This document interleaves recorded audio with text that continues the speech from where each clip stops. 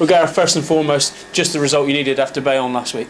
Yeah, it is, and obviously to come back to Sandy Park and to get a 5-pointer is huge, really, for us in the context of the European group, and I think it puts us on top of the group now. So, yeah, very pleased, obviously, and like I said, whenever you get a point away from home, it's key that you back it up, and we've had a good start.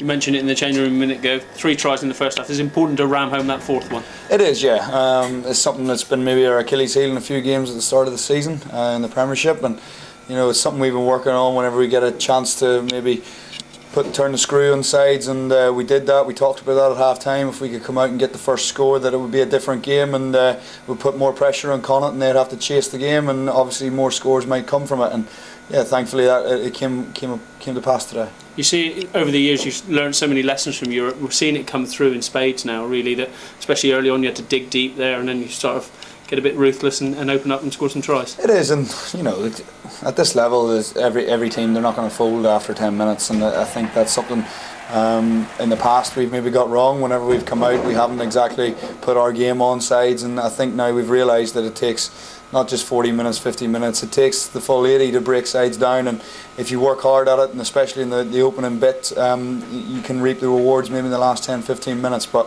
credit to the boys is to score 3 tries in the first half against a very good Connacht side who've been going really well in their league, and for us, and obviously getting the good performance they had the week before. So for us, it was just a matter of going out and focusing on ourselves, and we're very pleased with the result. 4 performances at home now and 3 really big wins. The other one very close to beating Leicester. You're trying to make this place a real tough place to come for sides now. It is, and we try to make ourselves maybe a tough side to play against, and I think the way we're defending at the minute gives us opportunities in the way we're attacking, so it's just getting the combination between the two, and we do want to make this place a tough place to come, and obviously the support we get is fantastic, and with the new stands that have come in now, the noise level is fantastic as well. So yeah, obviously we're working really hard on it, and hopefully we can keep progressing. The right boot was firing on all cylinders again. 1,500 points now for the club.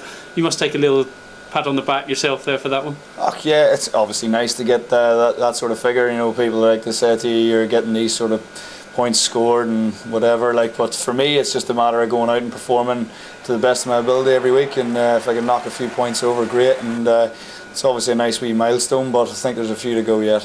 When you look around the squad though, this year you've got the youngsters who have emerged a lot.